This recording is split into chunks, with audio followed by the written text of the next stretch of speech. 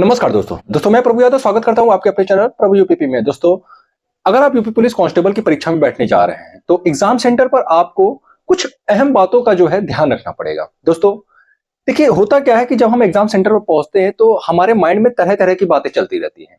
सबसे जो अहम बातें हैं वो आपकी पेपर से संबंधित आपके दिमाग में चलते रहते हैं और आपका सारा ध्यान जो है यही रहता है कि भैया जो मैंने पढ़ा है जो मैंने पढ़ा है वो पेपर में क्वेश्चन पूछेगा या नहीं पूछेगा। ये इस तरीके की कई सारी बातें जो है आपके दिमाग में चलती रहती हैं। दोस्तों, मैंने बोर्ड पर 3 महत्वपूर्ण बातों को लिखा हुआ है। अगर आप एग्जाम में बैठने जा रहे हैं तो आपको इन तीनों बातों का जो है ध्यान रखना पड़ेगा।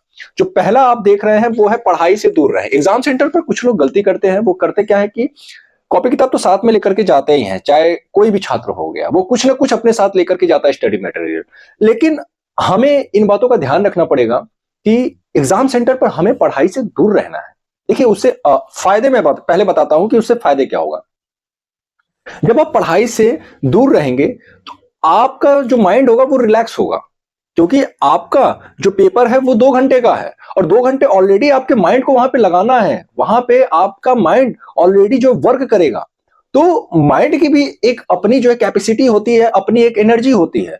उसको सेफ रखने के लिए, उसको बचाए रखने के लिए जरूरी है कि आप एग्जाम सेंटर पर परीक्षा के पहले कुछ भी ना पढ़े। हाँ, आप इतना कर सकते हो, अगर आप फोन वगैरह लेकर के गए हो तो अपने मन पसंदीदा गानों को सुनिए। आप ये करिएगा। अगर आपको फायदा नहीं हुआ तो आप जो है परीक्षा के बाद आप आकर के मेरे किसी भी वीडियो में मुझे डीएम कर लेना, कुछ भी, ठीक है। चलिए, आपको मैं बता दूं, पढ़ाई से दूर रहने से जो सबसे ज्यादा फायदा है वो आपका माइंड जो है ना, ये रिलैक्स रहता है और इससे क्या होगा कि आप सारा का सारा फोकस जो है आप परीक्षा पर लगा पाओगे। दोस्तों, यहीं पे कुछ बच्चे गलती क्या करते हैं कि वो घर से भी पढ़ के जाते हैं।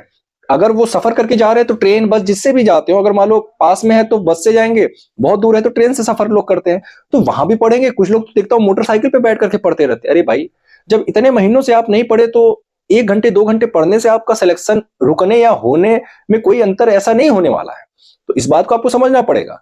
आप क्या करो, सीधा सीधा जो है अपने मन पसंदीदा गानों को सुनिए और माइंड को अपने रिलैक्स रखिए और थोड़ा सा अपने मूड को जो है रिफ्रेश रखिए, थोड़ा सा मस्ती करिए। इससे क्या होगा, जब आप एग्जामिनेशन हॉल में पहुंचेंगे तो वहां का वातावरण, ठीक है, वहां के वातावरण में आपका माइंड जो है ना बहुत अच्छे से काम करेगा, क्योंकि एग्जामिनेशन हॉल का प्रेशर हैंडल कर लेना यही जो है सिलेक्शन है।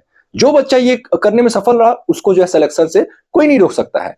तो आपको क्या करना है कि पहले कुछ भी नहीं करना, कुछ भी नहीं पढ़ना है, सीधे जाकर के अपने माइंड को, हाँ, एक चीज ध्यान रखिएगा, जब आप एग्जामिनेशन हॉल में पहुंचे, जब आप 2 घंटे, जब आपका टाइम स्टार्ट हो तो 2 घंटे आपको कुछ भी दिमाग में नहीं सोचना है। सारा का सारा फोकस आपका पेपर में होना चाहिए।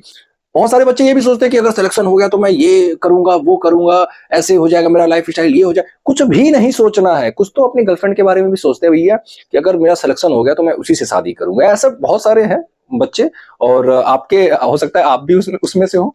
तो इन सारी चीजों से जो है आपको दूर रहना है, ठीक है ना। तो आप समझ गए मेरी बातों को कि आप जो है एग्जामिनेशन हॉल में घुसने से पहले आपको कुछ भी नहीं पढ़ना है, माइंड को रिलैक्स रखना है। उल्टा सीधा न खाएं, ये भी बड़ा महत्वपूर्ण है। होता क्या है कि छोले समोसे खा लेते हैं बच्चे। अब छोले समोसे खा लिए, 2 घंटे बैठे हैं, पता चला पेट में गैस बन रहा, या कुछ उल्टा सीधा जो है खाने से क्या होता है कि पेट भी खराब हो सकते हैं। तो उससे भी आपका माइंड डाइवर्ट होगा। जब आपके पेट में एसिडिटी बनेगी तो आपका माइंड डाइवर्ट होना फिक्स है। तो हल्का खाएं, फल फूल खा ले, कुछ भी फल फ्रूट वगैरह ये सब कुछ भी आप इस तरीके से जो है हल्का चीज खाएं और एनर्जी वाली चीजें खाएं। आप एक काम कर सकते हो कि चॉकलेट ले जा सकते हो, चॉकलेट खा करके पानी पी लो पेपर में, मतलब एक सेंटर में अंदर घुसने से पहले कॉलेज में, उससे भी आपको फायदा होगा, ठीक है। अब तीसरा बड़ा महत्वपूर्ण हो जाता है दोस्तों, कुछ बच्चे क्या होते हैं, अच्छे खासे तैयारी करके रखते हैं लेकिन वो दूसरे बच्चों के चक्कर में पढ़ करके क्या होता है कि वो अपने आंसर को वो मतलब नजरअंदाज कर देते हैं। भैया अपने ऊपर भरोसा रखो, तैयारी आप किए हो, मेहनत आप किए हो तो अपने ऊपर भरोसा रखो। आप मॉक टेस्ट घर पे लगाते थे, कोई आपको बताता था? नहीं बताता था, आप खुद से देते थे ना। और यही गलती जो बच्चे कर देते एग्जामिनेशन हॉल में, क्योंकि आपका पेपर ऑफलाइन है, आगे पीछे बच्चे बैठेंगे, आपको कुछ ऐसे भी बच्चे होंगे जो खो देंगे कि भाई ये आंसर बताना, भाई ये आंसर बताना। नहीं करना है भैया, एकदम दूर रहना है। अगर नहीं मान रहा कोई बच्चा, सीधे आप जो आपके जो हॉल में, आपके जो क्लास में जो टीचर होगा, आप उससे कहो कि सर ये डिस्टर्ब कर रहा मुझे। एक बार कह दो, देखो नहीं करेगा तो इस तरीके का ध्यान रखिएगा, अपने ऊपर भरोसा रखिए।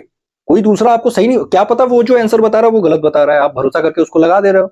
घर पे जाकर के मिलाओगे तो आप जाओगे उससे दोबारा पूछने, वो कहाँ का है कहाँ का नहीं है, आप कहाँ जान रहे हो कि वो किस जगह से आया है, उसका एड्रेस आप जान रहे हो? नहीं पूछ सकते। और वो भाई चूंकि उसको जो है कि आपसे भी कुछ क्वेश्चंस पूछ रहे हैं, तो वो कुछ भी उल्टा सीधा बता देगा।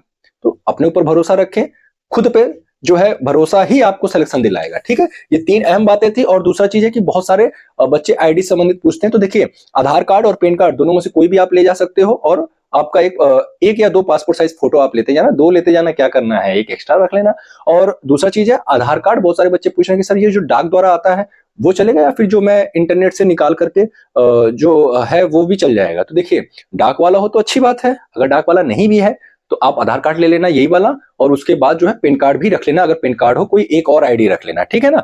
तो दोस्तों उम्मीद करता हूँ ये वीडियो आपको पसंद आया होगा। दोस्तों अगर वीडियो अच्छा लगा तो प्लीज वीडियो को लाइक करें, चैनल को सब्सक्राइब करें। दोस्तों फिर मिलते हैं किसी अन्य वीडियो के साथ, तब तक के लिए जय हिंद, जय भारत।